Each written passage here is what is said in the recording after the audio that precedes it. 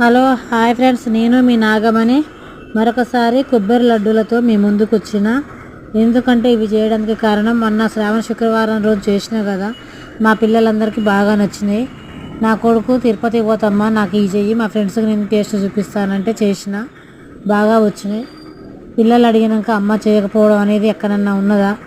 దాంతోపాటు అమ్మ ప్రేమతో పాటు కొంచెం బాదం కిస్మిస్ కాజు కూడా మిక్స్ చేసి కొబ్బరి లడ్డూలు చేసి నా కొడుకు అయితే రెడీ చేసి తిరుపతికి పోతుంటే పెట్టించిన.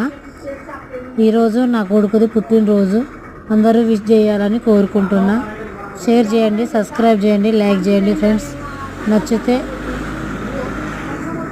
కామెంట్ చేయండి. నా మనవాడు చూసి అన్నీ నాకే కావాలని గోల చేస్తుండు, చూడండి.